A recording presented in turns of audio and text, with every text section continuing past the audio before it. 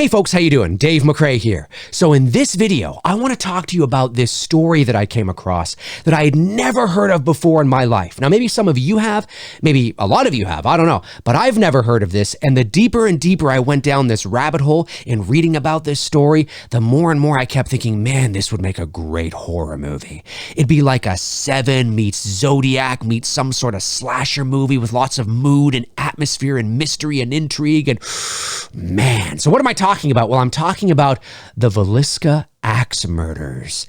Have you heard about this? The Villisca axe murders? Let's jump over to the other screen and let's read about it together. Okay, so this comes to us from Wikipedia. The Villisca axe murders occurred between the evening of June 9th, 1912 and the early morning of June 10th, 1912 in the town of Villisca, Iowa, United States. The 6 members of the Moore family and 2 guests were found bludgeoned in the Moore residence.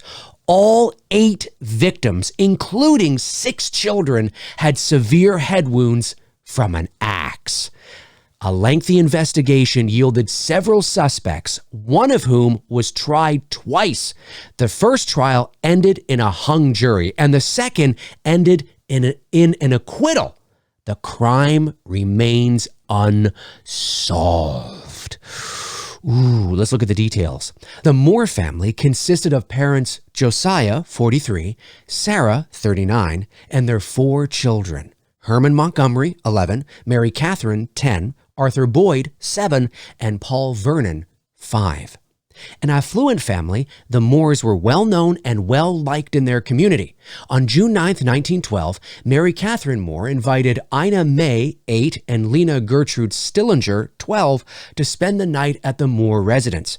That evening, the visiting girls and the Moore family attended the Presbyterian Church where they participated in the Children's Day program, which Sarah had coordinated. After the program ended at 9:30 p.m., the Moores and the Stillinger sisters walked to the Moores' house, arriving between 9:45 and 10 p.m. Discovery of the crime. At 7 a.m. the next day, June 10th, Mary Peckham, the Moores' neighbor, had become concerned after she noticed that the family had not come out to do their morning chores. Peckham knocked on the Moores' door. When nobody answered, she tried to open the door and discovered that it was locked. Peckham let the Moore's chickens out and called Ross Moore, Josiah's brother. Like Peckham, Moore received no response when he knocked on the door and shouted. Ross unlocked the front door with his copy of the house key. While Peckham stood on the porch, Ross went into the parlor and opened the guest bedroom door, where he found Ina and Lena Stillinger's bodies on the bed. Moore immediately told Peckham to call Henry Hank Horton, Villisca's primary peace officer, who arrived shortly thereafter. Horton's search of the house revealed that the entire Moore family and the 2 Stillinger girls had been bludgeoned to death. The murder weapon? An axe belonging to Josiah was found in the guest room where the Stillinger sisters were found. Doctors concluded that the murders had taken place between midnight and 5 a.m. 2 spent cigarettes in the attic suggested that the killer, or killers, patiently waited. According to the official tour, there were no cigarettes found in the attic until the Moore family and the Stillinger guests were asleep. Apparently you can go to this house and get like a tour and all that kind of stuff. Now, why the people that run the tour say there were no cigarettes found and some people say there were, who knows? It was over 100 years ago. I'm sure some of these things, some of these finer details have got lost in translation. But nonetheless, the killer, or killers, began in the master bedroom where Josiah and Sarah Moore were sleeping.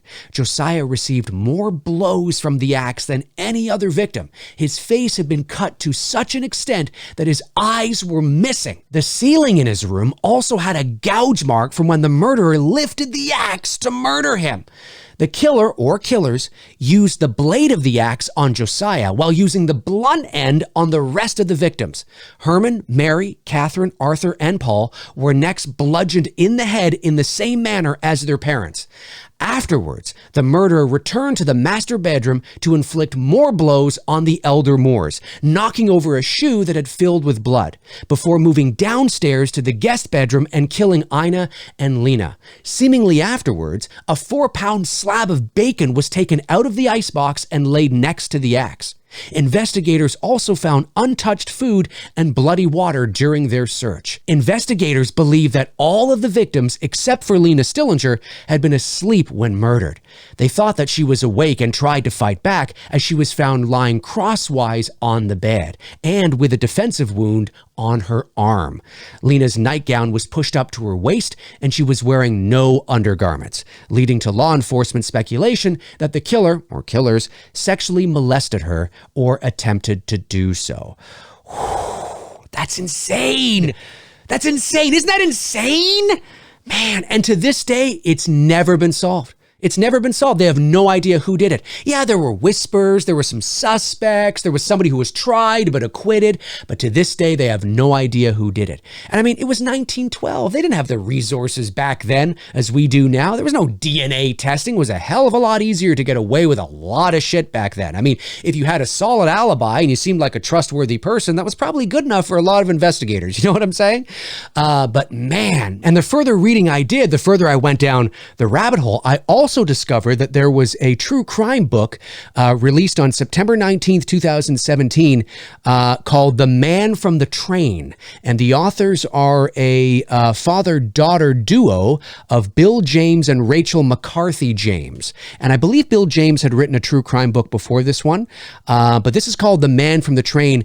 And it basically is about this serial killer that went unnoticed or unapprehended, I guess I should say, in the late 1800s and early 1900s. There were a lot of murders in and around that time, of course, that were very similar to the Moore murders.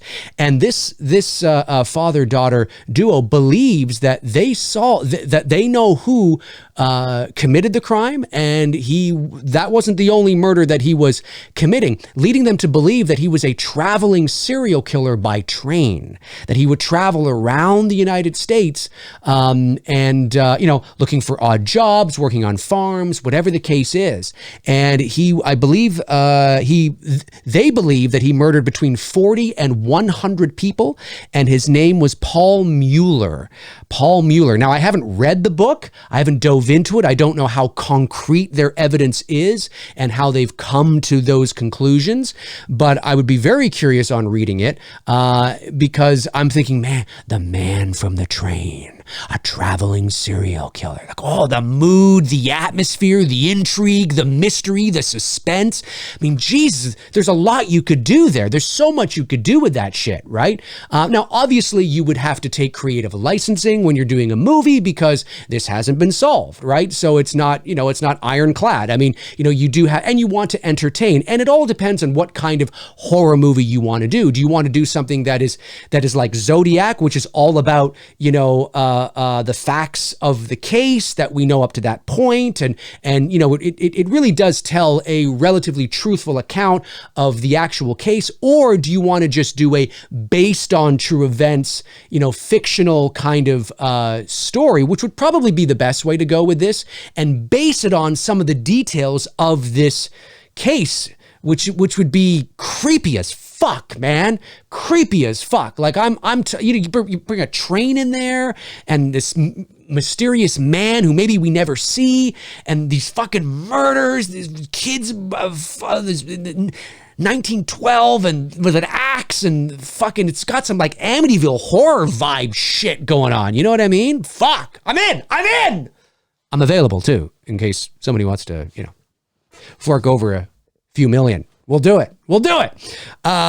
But I think it's like, I think there's a lot of potential to use this story as a foundation, as inspiration for, a horror movie. I think it would be really cool. So it was eerie, man. There's nothing more, an entire family in the middle of the night. Like, it's got that Amityville vibe to it, I don't know. It's just creepy as fuck to me. It's creepy as fuck, but there's a lot there. Anyways, folks, my name's Dave McRae. Comment below and let me know your thoughts. What do you think? Do you think this would make a real cool, like, horror movie, like based on kind of shit, or take some of these ideas from this story and create this horror movie? Who knows? You might have quite an interesting killer on our hands. I just think it's cool. And traveling by train, and maybe the cops have to go on the train and find out who he is, and maybe there's some murders on the train or something. I don't know. There's lots of shit you could do. There's lots of shit you could do with this. And I just think it's an eerie, fucked up story that I needed to share here on the channel. My name's Dave McRae. If you want to follow me on social media, you can. There are my links right there. Twitter, Instagram, Facebook. All my links are in the description. Check them out until your heart's content. And when your heart is content, check them out again. That's going to do it for me. Comment below and let me know your thoughts. Alrighty. In the meantime and in between time, I will talk to you soon. Cheers.